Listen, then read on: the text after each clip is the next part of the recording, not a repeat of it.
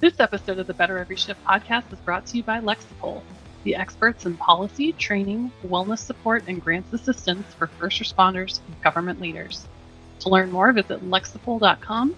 That's LEXIPOL.com. Now let's get into the show.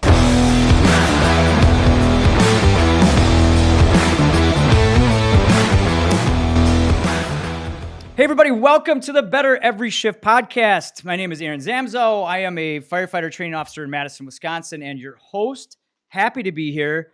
But of course, I am not alone. I am with and my captain and the editor-in-chief, the wheels behind this whole, the wheels on the bus really is what she is. And obviously the brainchild of this podcast, Janelle Fusquette. How are you, Janelle?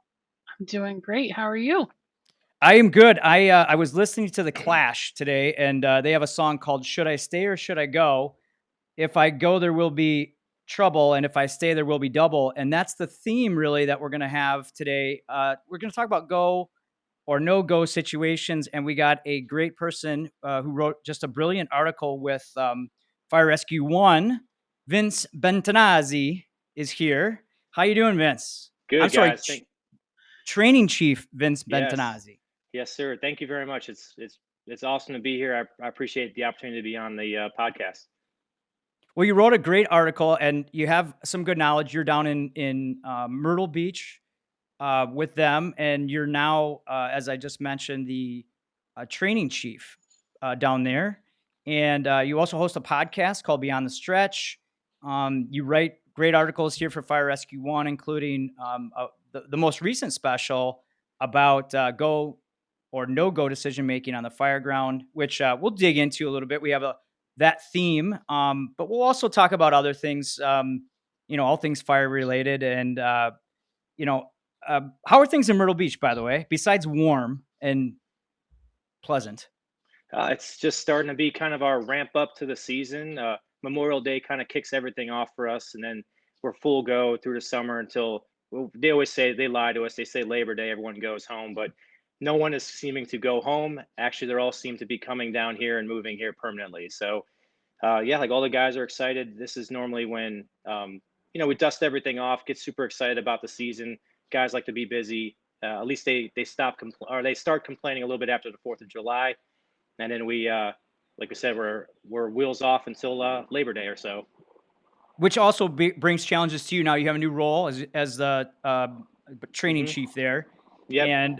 And so how many people are you responsible for there training? So currently we have a recruit class of about 28 right now. That's full time with us Monday through Friday, and then we have about a total of like 171 line people in the whole organization that we oversee training. There's two captains, each is kind of over their own specialty. One's over EMS, one's over fire training, and then myself. So there's just three officers handling that workload, which can just seem like it's daunting at times. And coming over last September, I was given the interim title. We all know what that is. That just they're just lying to you until they make it formal, right? So which is crazy because I was really honest with the guys. Training was something I've always been passionate about, but I never really saw myself like being in that formal role or capacity.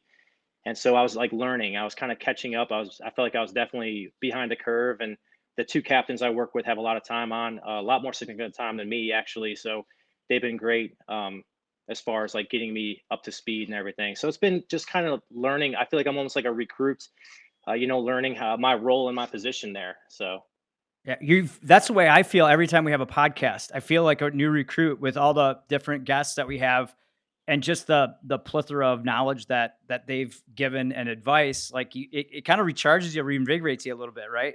yeah, and it's like I'm always when I'm talking or I'm doing a lecture and one of the captains in the back of the room, I'm always like looking at him like, is that right? Like, is that what I'm supposed to say? And because the recruits are just like, yes sir, but like the captain, I don't want to be like, hey, like, am I right? And he's very good at giving me feedback and everything too. So, but it's been fun. It's been fun. The biggest adjustment's been the schedule, and I think Aaron, like you said, I think you went over the training. Coming from all my adulthood life of 24/48 to basically being home 5 days a week, uh, I'm sorry, doing a 40-hour work week, like that was like the largest adjustment I think of the whole process, honestly. So Yeah. Getting used to the has your wife said the old, "When do you go back to work?" like thing yet, right? yeah, Like it's yeah, yeah. there's that's part of the adjustment though, you know? Sleep is great, but then, I think both parties are like, "Hey, when do you I've go?" had to Yeah. I had to kick the dog out of the bed because he was used to every third day having being able to sleep there and stuff. And but my kids just kind of crawl in the bed anyway. I have two twin girls. They're 6 years old, so they always try to find their way into. They're in that phase. But it's that's been like the biggest thing. But it's also been nice to be able to get them up and get them ready for school, and just like the little things I guess I didn't realize I was missing until I had a new schedule. So Yeah. And the other problem about being a training and new to training, right? You can't shut it off, right? right, Like there's always things that you talk about. So I imagine when you're writing this paper, you write a paper about vertical ventilation, and we'll get back to our go no go. You know, as you were tasked with this article, I'm sure there were numerous times you're like, "Oh, I should think about this or research that." I mean, what's the first thing that kind of stands out to you that you discovered or found out when you were starting to research this topic? Um, well, I wanted to be like relatable to my experiences and like, where I've messed up or where I thought we had some success. But I basically reached out to a lot of people I knew just throughout my network of friends and colleagues, and just kind of like pick their brain about some things that make them like either prompt them to either go ahead to give the green light to their crews, or something that they're like, hey, we're going to hold the reins back on this. Because like we kind of talked about before we got on, go and no go is such an opinionated, polarizing topic, right? So, what may be my philosophy or the way I think, you put another battalion chief or somebody else running the incident scene, and it's a totally different mindset set or a shift. So, that's really kind of where I went and looked for it. And when you talk about turning it off, like you're exactly right. I'm always looking for information, but now that you're the training guy, everyone's sending you information. My phone is constantly going, my email explodes. Guys go to some conference or something, and they're sending me the information to pass along to the rest of the team I work with. So it's very interesting. But yeah, I try to like reach out and get a little bit of tidbits of information, and just look at different facets of how I guess I could have wrote this article about the go and no go decision making. Yeah, and you start with size up, and right, like there are some things when you relate go no go. Yeah, obviously we're talking about particular high stressful situations, but and you do great job in the article, and also I think what we were talking about, off camera a little bit is look, the basics, the fundamentals are pretty much the same, right? You size up the event. That's how you start it, right? Right. And so from there, take it from there. So you find out, all right, what are you looking for your size ups? Whether it's for vertical ventilation or you're on the fire ground, as you research this, you're talking to other people. I mean, what are some of the things you're like, yep, I get this, or I didn't think of that? Yeah, so the size up, like I guess something I've kind of caught on, like latter part of my position as a line battalion chief.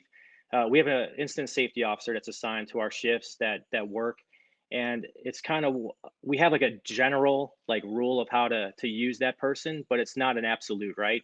So we kind of like we're going through the process and stuff, and so often you work on that initial size up. It's what that engine officer or that truck officer or even the rescue officer says when they first pull up and they're looking through their windshield, and you just live in that 2 minute size up window, right? And you have a 2 hour incident, but you may have realized, hey, wow, it wasn't a 2 story house, it was a 2.5 story or something, but you've never updated it. So one of the things that we talked about with our safety officers is that we're like, hey, when you guys are doing a 360, if there's something that is wrong or it's not correct with the initial size up, like it's okay for us to change that and update it. So one of the things I think I mentioned was getting a secondary size up, and a couple things I mentioned in the article was I had a truck officer that was very progressive, very he's probably one of the most cerebral people I've ever met as far as being a firefighter. And he would always do a 360 himself before ever initiating any type of tactic. And I always thought that was actually really cool because he wanted to take the time to size up the building himself and read conditions. And he didn't want to just rely on what that person's 30-second tidbit of information, or go off of somebody else's, I guess, radio message, right? So that was some of the stuff that we talked about. The size up needs to be ongoing, and it's okay for those crews and those team members to to take a step back and take a couple minutes, especially if they arrive a few minutes later than the initial arriving unit, and just take that time to kind of like, all right, let's take a breather. Let's get all four sides of the building if we can, and then let's either go to the roof or figure out where's our best opportunity to ventilate the structure. Yeah. And we're talking about ventilation because that's what your article is. But Yep. we can also use this same kind of concept with, all right, there is a report of trap victims in the structure, and going kind of down this road with UL. UL is really just came out with some great research about livable spaces, Yep. um, and it's almost like we're kind of going back. It was, we find out about all the UL research, and I think we've now been able to absorb that. A lot of departments have changed SOGs and policies, to accommodate that. And then, they come out with, hey, the other thing is, we're so concerned about flow paths. We also have to remember we still have to do our search. And Hmm. even though the stuff can be burning hotter, there are areas where, man, oh man, people can survive. And so, part of that size up then, we talked about vertical ventilation. How does that change then if we're doing search? Right. Searchable space, identifying it. That was another thing that I literally I had a group of us just talking about this. When we went through, so when before my time as a ship commander, as a backseat firefighter, or even a company officer, there wasn't that information, right? And so like we were passed on this knowledge of like it's traditional searches, it's right hand, it's left hand, it's going through the front door, it's always and to now where you have that information, but it's like someone has to break that mold and pass on that information and basically, I hate to say the word permit, but allow these people on these incident scenes to carry out those tactics. Okay, VES, you referenced Charleston, Charleston, South Carolina. We actually sent a contingent of about 9 or 11 of us down there to train with them because they were performing VES before our department really kind of adopted it as maybe a primary search tactic that when it needs to be. So uh, you having that size up and doing that 360, and maybe the rescue officer that's assigned to take a couple companies and be a search group, as we talked about before, like taking that size up and being like, hey, let's search here. The hose line's being advanced through that front door, but it's quicker for us to go through these windows, or maybe the side door off the garage is a quicker way because in South Carolina, nobody really has basements. We all have garages, and that's a lot of times that's what people walk through is every day. That I don't use my front door; I use my garage door. So maybe that's the quickest access point if possible. So And talking to the owners, and sometimes in some cases, and I've been on some fire scenes where people have just walked right by the owners, and they know the house better than anybody. right, Now, right, like, hey, yeah, where's the fire? What's my best way to get in there? That 5-second conversation can save lots of time, and also help, I think, with size up a little bit too. I mean, hmm, you can get information about whether you think people are in there or not. Of course, there's a debate whether you 100% believe them at all times, but in most cases they're going to give you that layout. They're going to tell you what they saw as they were walking out, and then as you're doing your size up, right? Like you can add that to it, and you mentioned that like in your ongoing size up there, you're getting different reports from different people, and you have to keep putting that together. And so let's move to the back seat.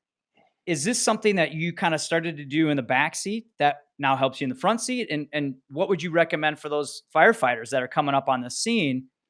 Uh, you know, what should they be thinking or looking or doing? yeah. That's actually a really good point that you brought up about when you ask the occupant or the homeowner. Typically, what's the first question that probably everyone thinks about? Hey, is everyone out of the house? And once they answer yes, they're like, okay, great, just go stand in the front yard, and there's no follow up questions. And a little bit for that too, like what your alarm center, your dispatcher is doing, right? You have an MDT, they're typing away, and maybe the caller says, "Hey, it started in my kitchen. My kitchen's was on fire, but that there's only it comes out as a structure fire, and unless you like search through the notes and hit the tab down button, you can finally find, oh, hey, the location is going to be in the kitchen, and maybe you can have that conversation with the homeowner or everything." But yeah, as a backstep guy, I think it almost would, I guess, would start reverse for me. Hey, find out what my officer's thinking, what their thought process is, and as an officer to teach that back down to the firefighter. So it's okay to ask. I think absolutely 100% okay to ask your officer, maybe post incident, hey, what was your thought process? What were you thinking? What are you looking for?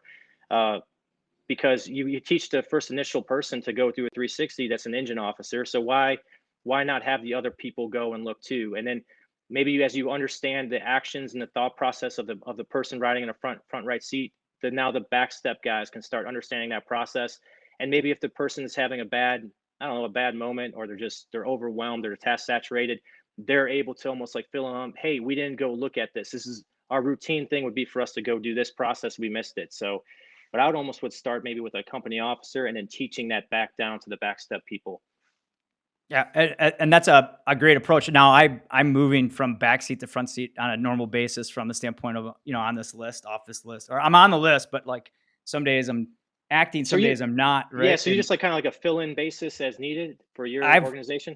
I'm having a blast, man, because I drove one day, the next day I'm riding backwards, and then the next day I'm in the front right, and but with that comes a lot of different Mhm. helmets, not Yep. hats in this case, but different helmets, um, and kind of looking at things with a different lens, and which is why I really like I go back to your article because I'm like, oh man, this makes sense sitting in every single seat, So you start with your size up, it's an ongoing size up.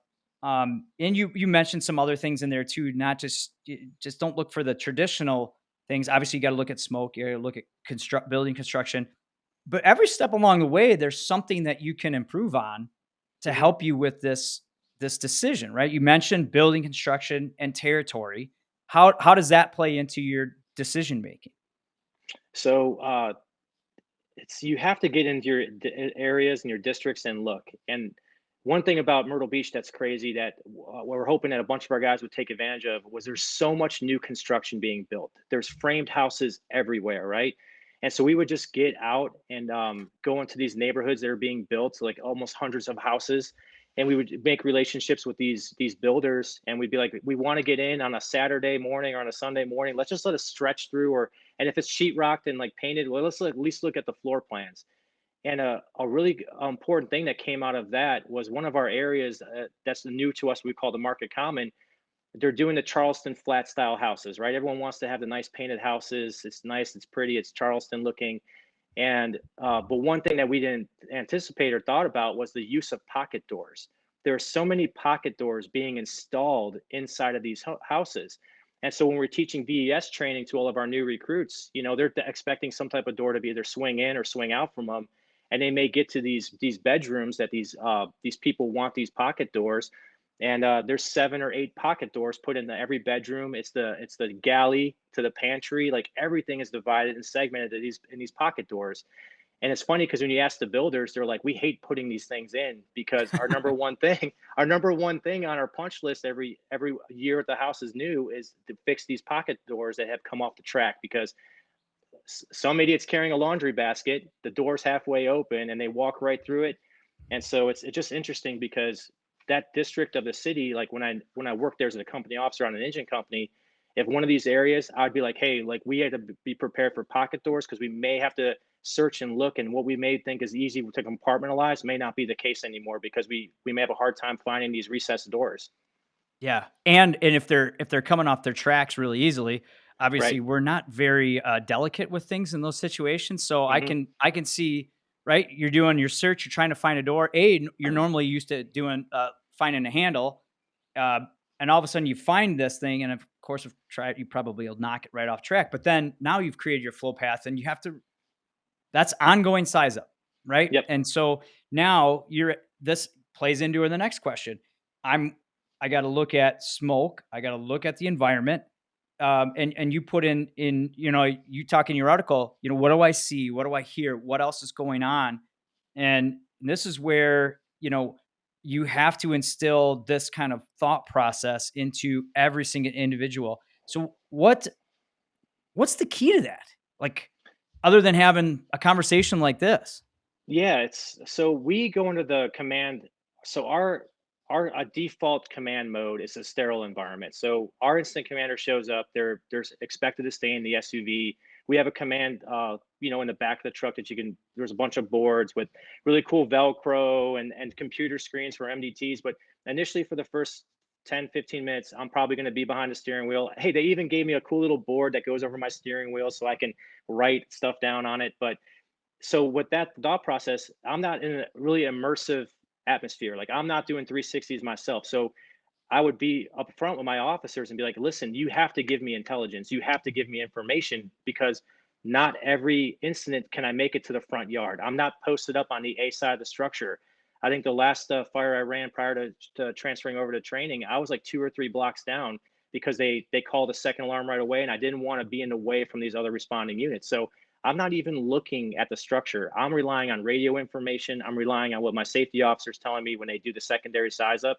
And so having that real conversation with them and being like, you need to be proactive in your messages, and they also have to be very pertinent so that so I can make these decisions and either give you the go ahead or the, hey, we're doing something different.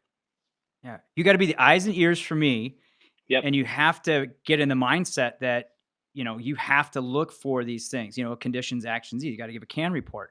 And I know Janelle, you've put together a lot of material for this, go or no go, um, resources. And I think you're kind of smiling because this is a theme that's been in a couple of different articles. Um, y- y- you know, is this all sounding very familiar to you based off of your other conversations and articles that you had to publish for this? Oh yeah, there's so much commonality amongst all of these articles. And in the digital edition, we have a great piece by Dr. Reggie Freeman talking about the mindset element of it, which you guys have been touching on. And so much of this comes down to nuance, right? It's very complex. It's not black and white here. Um, and then we've got Vince's article about vertical ventilation, and then we've got battalion chiefs Chad Christensen and Kevin Lewis writing about the search element that you guys also touched on. And outside the digital edition, we've got a ton of content about go no go in other contexts. So not even on the fireground, we've got hazmat, technical rescue, wildland, active shooter events. We've got a piece on policy, which kind of brings it all together. But there's so much, even on the ones that aren't even fireground related, so much of what you said applies. And what comes to mind for me as being an outsider, as a layperson here, Vince, I'm curious because of how complex and nuanced these go no go decisions are. What's the best way to train on it? Does it all come back to scenario based training? Because I mean, it seems like we can provide as much information as we can in these digital editions, which is great. But then you got to couple it right with that real world experience. Yep. Yep. So like I said, you're all going to have personalities. You're all going to have things that are different. But my biggest, I think, teachable thing for me that I used to do to build the trust and the rapport with my officers was after action reviews. Like, it's okay. Hey, we're going to make mistakes. That's going to be part of the job. But to have these like real, you know, take the time to not hot washes are different. Hot washes are cool. Like that's like when the scene's right over there's a lot of emotion normally tied with those. There's a lot of stuff like maybe some pointing fingers occurs, and you just get kind of things off your chest. But to actually go and have, verifiable with data, either you have video recording, like we fly drones almost on everything now. It's just kind of Oh, the new cool. technology. And so like we have usually drone footage. There's so many cameras inside the city, so don't come down here doing crazy things, Janelle.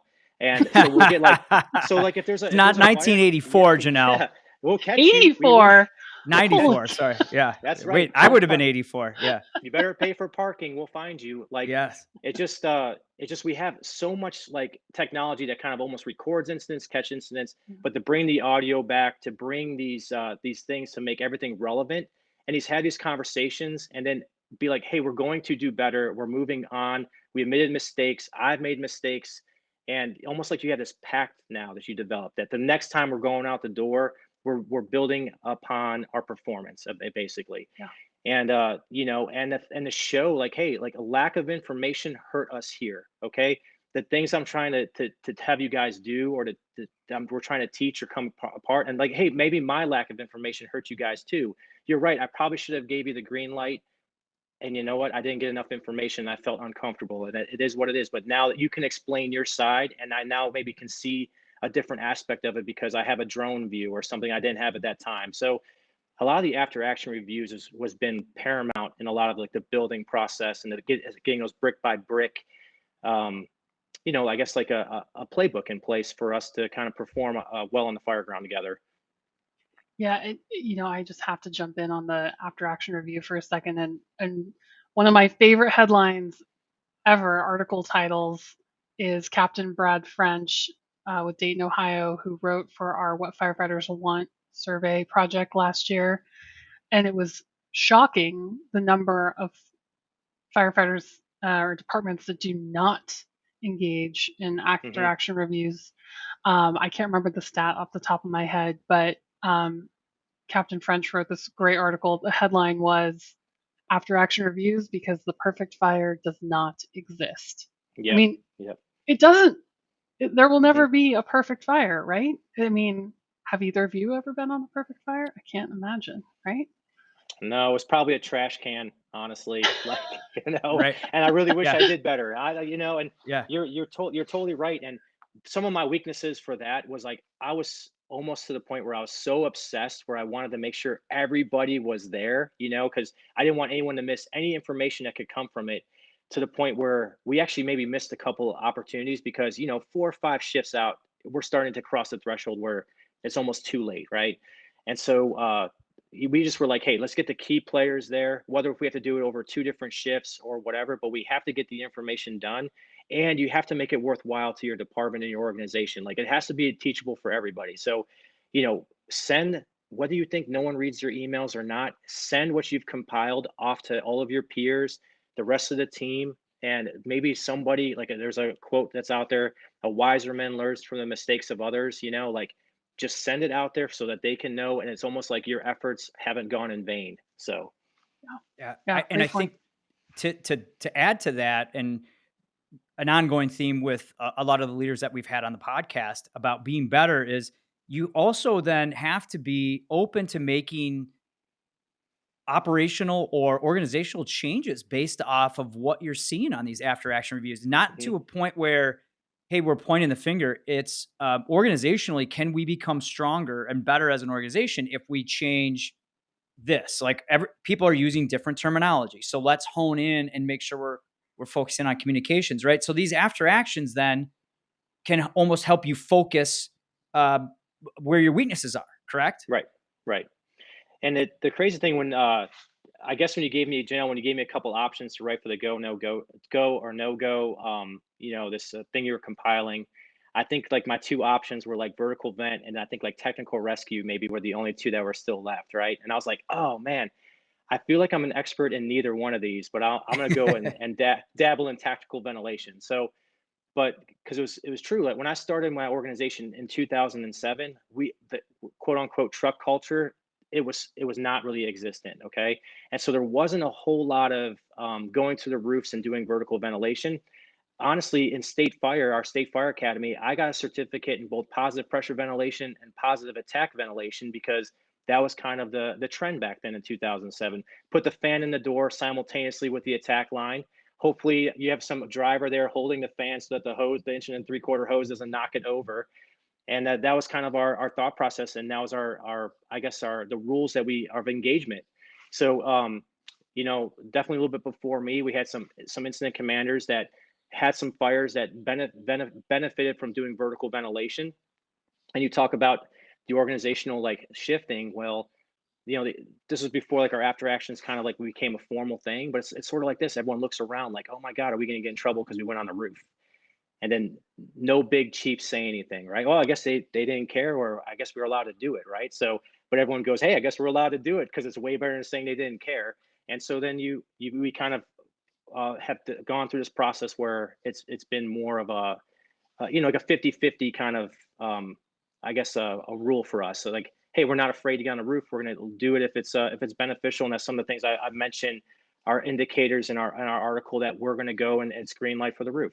So. Yeah, and I like that because there's the macro look at it, which is the department and the organizational culture and approach to things, right? But then there's also the individual. And I just want to call out this quote from your article. There are individuals who prefer starting a fan over pulling the cord of a chainsaw or vice versa, no matter the conditions. That Hmm. is flawed decision making. And basically, I like that because, the department, like I said, might have an approach that they take kind of on a global scale, and then individuals who have their personal preferences. And Hmm. really, that can't be the driving factor in these decision making processes, right? Right, right. I think that you are limiting yourself so greatly by just having almost being like a one trick pony when you show up. Okay, and if it doesn't work, like there's no recovery because you're not planned. You didn't plan for it. You thought that your fan starting or your chainsaw work is going to be the absolute to the incident, and in a lot of cases it's not. And I kind of even go back, I'm not sure if you're going to mention this, but I talk about, hey, just because we did do the vertical vent, we're probably going to finish off with some type of horizontal, right? So it's the best of Yeah. both worlds.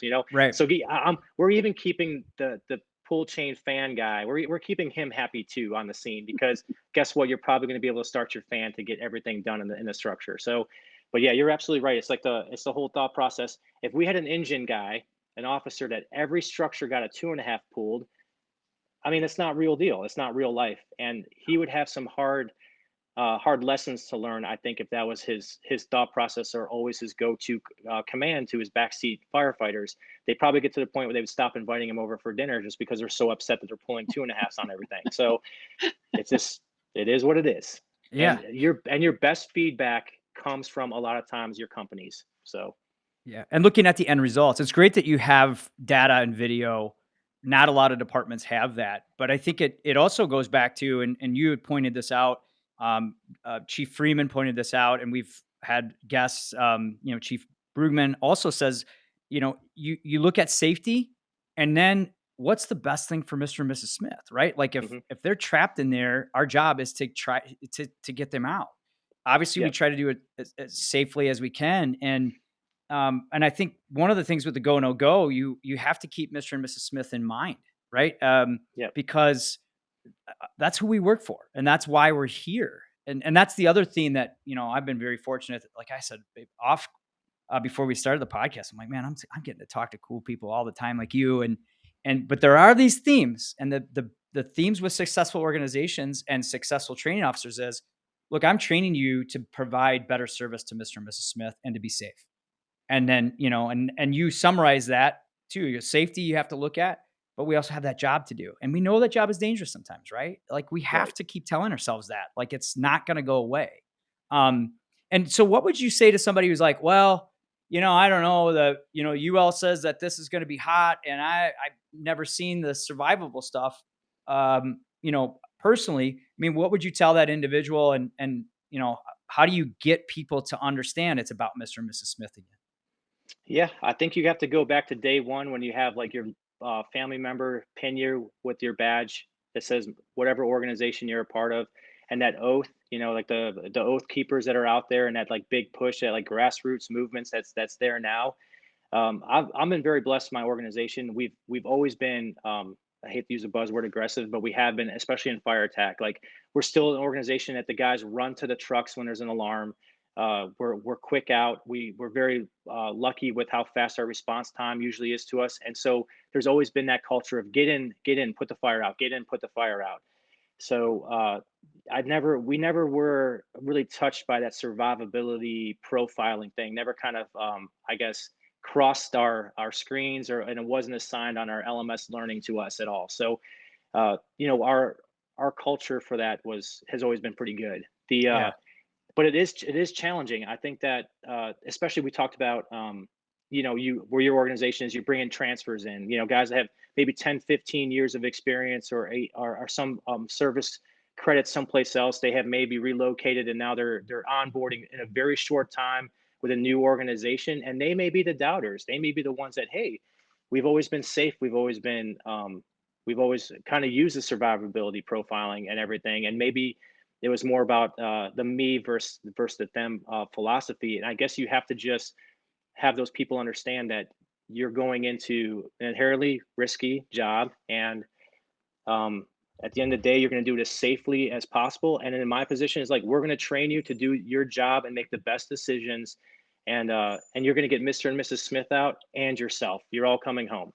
That's it. That's Well, that's the key. It's a calculated aggression, right? It's Hmm. not Yep. like well, it's somehow. not reckless. There's a Yeah, difference it's not a between reckless. It's calculated. And Janelle and I have had this conversation too with a lot of guests and off of camera and off of podcasts, right? Janelle, like somehow aggressive got this kind of like, oh no, we're not, like, yeah. wait Yeah. a minute, yeah, right, Well, like, there was like a pendulum swing. I mean, it's great that there was a push for more of a safety culture, of course, but then somehow in that process, it was almost like the pendulum swung too far and started saying that the word aggressive was somehow this negative thing, and that equated to reckless. Yep. And we've had several articles in the past year or so where people have questioned, are we so focused on firefighter safety now that we've forgotten Mr. and Miss Mr. and Mrs. Smith's their safety and what we're supposed to do, and everything is just, oh, we just have to stay outside now forever, you know? yeah, And yeah, kind of revisiting that and making sure that it's like, okay, let's not misunderstand the message here of safety Hmm. culture. Yeah, yep, and I think there's probably two things that come to my mind to touch on that. So relating to my personal experience, when I was an athlete in college, our head coach would just everything was aggressive, like in football. Okay, and if a guy got hurt, he'd be like, "You're probably too timid. You play timid, you're going to get hurt. You got to play aggressive. Play through the whistle. Play through the whistle." Right, and that was just like a mantra that was taught and done. And when I came over as a battalion chief and I did my shift expectations, I actually replaced the word aggressive with attack. And I'd be really like honest with the guys. I'd be like, hey, we're not going to use aggressive because it's so polarizing and people are getting so upset. I just want you to attack every situation, okay? Attack the roster when it changes. Attack the report when you have to do it. Attack the fire. If you're assigned to search, attack it. All right. And it's just crazy, like kind of how that word almost like it makes people go more on their heels than it does to kind of like drive through the scenario, the scene that they have to do. So it's Yeah. pretty crazy. But yeah, but being an athlete and stuff, like you're going 110%, like that's just how you're taught to play the sport. So almost if you like want to relate sports to firefighting, like a lot of people do, like it's the same thing. You got to go 110%. Your effort has to max out, has to peg out, because typically you get the best results and you normally win when you're not just going 50%. You're probably going to have a higher losing percentage. yeah, and that doesn't mean you don't calculate a plan B and a plan C. It's Right. just, here's what we decided to do. We're going to put all of our efforts into it. And continually evaluate, are we making progress? Are we doing what we're supposed to be doing? And then there's that, there's the no-go decision where you say, we got to try something different. Yep. Right? Like, and everyone gets a process in place, and I think you summarize it great. It's based off of your experience. It's based off of conversations. It's based off of your education, environment. You have to play all of these things up in part of your size up, right? Is there what element did we miss on the go or no go kind of conversation? Um, just about the size of like, so with me, I guess in my personal thing, and I guess relating to a little bit was the comfort. Like you talked about wearing three different helmets, right? You got your back seat, your driver, and your officer. Well, there's one of them you're extremely comfortable in. You'd rather probably be doing than the other two, and there's probably one if you really had to like dissect it, be like, I'd rather not be doing this because there's some level of uncomfortableness or something to it, right? Or you just maybe dislike it, right?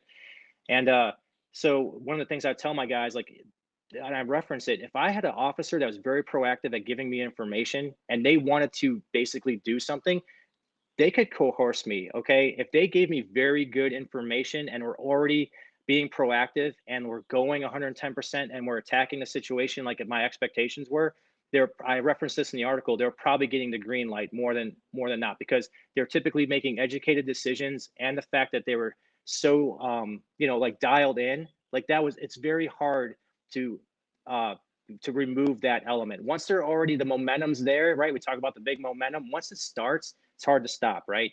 But you also have to be strong enough to recognize, hey, we need to stop. Okay. It's 20 minutes in. I should probably do a par check, and we're not making any progress. And that's where I would reference the can reports. These can reports need to come back, and they got it. If they're not favorable, man, we got to look at a different plan, and we probably got to start doing stuff and changing the direction. So, or we're not going to have a very favorable outcome. Yeah. And that's where you rely on someone else too for giving Yeah. their size up, because you're seeing one thing, and if they're seeing something totally different, okay, hold on, what's really going on here? And that's where ICs come in and say, hey, I need to take information from here, here, here, make that decision. But we also need to, as you elaborated earlier, you got to give me the right information. Help Yep. me help you. And Exactly. that's where communication and teamwork and all this comes together. And I think it sums up not just vertical ventilation. In your article, you do give an example of maybe when to and when not, or when you didn't use vertical ventilation. Sorry guys, but you got it done with horizontal. But it also goes for search. I think it goes for a lot of decisions, whether it's fire ground related or not. Honestly, it's personal decisions. And so having conversations, doing the trainings, all this stuff is so imperative to, I think, growth, and not only of personally, right, but also for the fire service. And speaking of conversations, you have a podcast yourself where you get to have some of these conversations, and the roles reversed a little bit. Tell us a little bit about that. I do. So it's called Beyond the Stretch, and my wife always makes fun of me because she's like, "Is it like a yoga I podcast? was Like, just what gonna were, ask, is dude? that Like, like, what get were your you thinking? legs? All the other name, yeah, all the other names were taken, right? I don't know. So, and to be honest, uh, my my colleague and my co-host, he's awesome. He actually works in a different organization. We're mutual aid friends basically, and then our friendship kind of just basically grew after that. After became almost finding out, hey, we both grew up in Cleveland. He works for Horry County Fire Rescue. I work for Myrtle Beach. But the biggest thing that was on our relation out of our relationship was that he lived inside the city I worked in. Okay. And then I live where he works. Like he's first battalion at, Hmm. right? So like we had this mutual investment in one another. Like I don't want your guys to suck. And you sure as heck don't want my guys to suck, right? And that kind of was like the catalyst to it. And then one day we're just like, we should do a podcast. And we kind of kicked the can around. And then one Christmas, he's just like, hey, man, I got the thing from Amazon. Like, we're going to start. Like, let's just see how it goes. So it's been a couple years. It's like I said, it's kind of been therapeutic. It's been fun to kind of talk about it. And our names, I'm cousin Vinny, and then he's Uncle Mike. And it kind of started because the guys, when he'd come over, we'd have him over for dinner, or we would train together. They would always start referring to him as, "Oh, is Uncle Mike coming? Is he coming to the training? Is he coming to the station?" And then it kind of just was like, "Hey, that's kind of funny." So, but it's been good. It's been a lot of fun. Like I wish we could record a little bit more than we can, but with my change in schedule and stuff, it's been a little bit challenging. But it's been fun.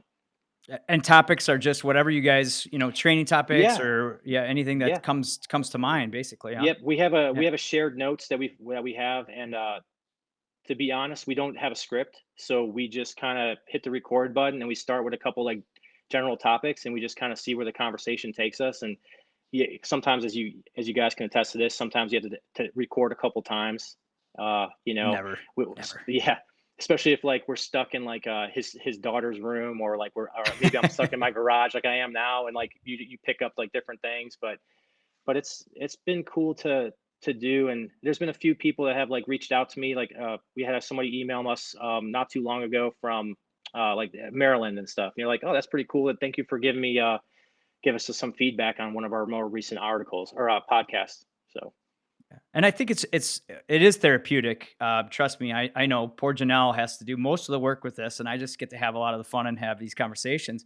But it ultimately, we all, if you're in this for the right reasons, you're just trying to get better. And it's one of the right. ways that you can get better is having conversations with people in neighboring departments, and other chiefs and other training chiefs, and talking about some scenarios that they've been in, where what did they learn from a scenario? Because that's how you can learn, and then you pass it on. And so, we can't thank you enough for being here, for writing the article, but you're not done yet.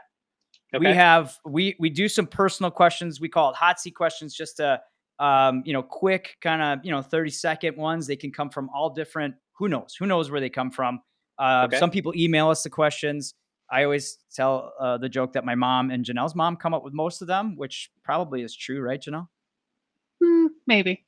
All right. So you could start. She's actually got some good ones already prepared. So I'll have Janelle start with it. All right. Well, we talked about the podcast being therapeutic, but I want to know how you blow off steam. How I Anything that's blow. how you blow off some steam. So it used to be working out. I'm a avid swimmer, especially since Myrtle Beach has started an ocean rescue team. I'm one of the USLA lifeguards that we have, and even though it's still challenging, I don't get in the ocean as much as I'd like to because of the new schedule. Swimming is definitely a passion of mine, and that's definitely one of the ways. If I'm not in the pool at least 2 or 3 times a week, everyone around me, including my wife, kind of knows, and it's like you just need to go swimming. Very cool. Very cool. Perfect. All right. I got a new one here. When's the last time you were wrong and how did you handle it? Oh, um, let's see here. Probably this today, actually, in training. S- like I said, I'm behind the curve when it comes to knowing everything. I'm actually, to be honest, getting through my IOWs to get some of my instructor certs for the state. And like I said, I have the captain that kind of caught me giving some wrong information today to the recruits, and they all know because I'm pretty transparent and straight up about it. But I was like, well, you know. I got to teach you the curriculum. Like that's like my joke, Hey, we got to teach you the curriculum because I'm very. I try to relate everything to basically my experiences, but guess what? My experiences aren't going to be number 33 on the questions on the test tomorrow. So, Mhm. that's probably the last. That's probably the last time I was wrong was today was delivering some material to the recruits. I think there's some great quote I'm trying to remember, but somebody very important, like Colin Powell or something. Somebody once said something about, if I'm not wrong like 3 times a day, it's like having a good day, right? Like Right. Right. every day Right. we make mistakes and we just got to learn from them. All right. So next question for me is I want to know if you've got any good broken bone or good scar stories you can share with us. I had a bunk bed when I was a kid, and I broke my collarbone jumping out of the top bunk when I was probably about 8 years old or so. But probably one of my more, I guess, like really bad incidents. Well, I came from Cleveland before I moved down here. We had a ski club in school, and I actually got taken out by like an older guy coming down the hill, and it broke my ribs. And I was actually taken down the remainder of the hill, like packaged by the ski patrol people. Oh, wow. Oh, whoa. Ended my skiing career, and it wasn't because I was like seriously injured. It was just because I was so scared after the fact that I just never cared to do it again. So Yeah, that would be Then you yeah, can focus terrifying. more on swimming though, yep, right? yep. Like, Then I yeah. went in the pool. There's a less of a chance of the old lady doing water aerobics in the lane next to me colliding with me. So I'm I was totally caught off guard. I was just skiing with a bunch of my friends, and I was on such a roll. I was so close like to getting my black diamond, like the highest level you could be to do all the cool moguls and stuff. And like I said, this guy came out of nowhere and took me out. It happens. It But does. you made a course correction. Uh-huh. Like, you got a no-go on that particular day, and you made a course correction, relating it back to what we talked about. And Yeah. one thing about what we talked about today on Go No Go, what's the best piece of advice you got from one of your mentors? Uh, to basically, man, honestly, to be vulnerable, I think was one of the things that was always kind of was brought to me.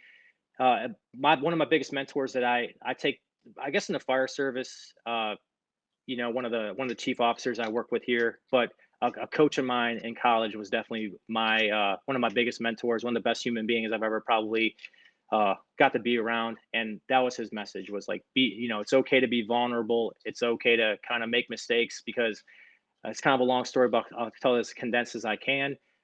Prior to him, this person being my position coach in college, I had to deal with a person that was very intolerant and did not tolerate mistakes being made on the playing field very well. So we kind of almost lived in this like scared, timid mindset, right? Because we had a lot of guys that are kind of like very equal in athletic ability, and he thought it was the proper way to handle that was if I made mistakes, they'd yank us and put us on second team or something. And when this coach came in, Coach Fox came in and took us over my senior year, like he was not that way at all. He was actually very tolerant and coached us and was like, it's okay to be vulnerable. It's okay to make mistakes. And yeah, there's a fire truck right there. How about that? There it And is. that's Perfect timing for that. what's up with that? And that's how and that was something I think that was always kind of instilled with me from him. So Um, I think that's a perfect way to wrap up because it's been a theme for, a lot of leaders in the fire service to say, look, if if we're all here to get better, and this goes back to what we talked about, which is why Janelle, your name for this podcast is spot on. It's about better every shift, and that's really what it comes down to. If you're vulnerable enough to say, "Hey, I might be in leadership. I don't have all the answers, but together we're gonna find them and we're going to discover things about ourselves along the way." I think that's what it's all about, right? And that mhm. that goes back to making better decisions in these high stressful scenarios where it's a go or no go. So very well said. Thanks for being a guest today. You can read your article in the insert for Fire Rescue One. Janelle, where is the best place for them to go to get this great information? They can go to firerescue1.com/go no go, all one word, go no go. And they can download the digital edition where Vince's article is in there with 3 other articles. And then there's a host of other great content as well on the Go No Go website. Like I mentioned earlier, the tech rescue, hazmat, active shooter, wildland policies. We've even got an opinion piece on there really about what happens when people start judging each other's go no go decisions, because it is, like Vince said, a very polarizing topic. Mm-hmm. So there's a lot of good content there. firerescue1.com/go no go. Check it out. Thanks. I'm going to say Vinny. Thanks, Chief Yeah, Vinny. yeah. Anything else to add? Any last piece of advice for anybody listening, just trying to get better? No, honestly, like but just keep up with the grind and understand you're gonna have days that you're not motivated, but just dig deep and understand and remind yourself constantly why you love the job and why you took it in the first place. And typically that'll always help you get through your bad days. Again, appreciate it. Very well said. You can watch actually this podcast if you're listening to it. We look pretty good today. I actually did not wear a hat for the first time ever out of 20 some episodes, so you can watch us on YouTube for that at the Fire Rescue One YouTube page. If you are listening and you like what you listen to, if you have questions, you can reach us at Better Every Shift at firerescue1.com. Please rate, review the show, share it with your friends. We really appreciate you all listening. Most importantly, make sure that you learn something, do something, and share something to make you and those around you better every shift.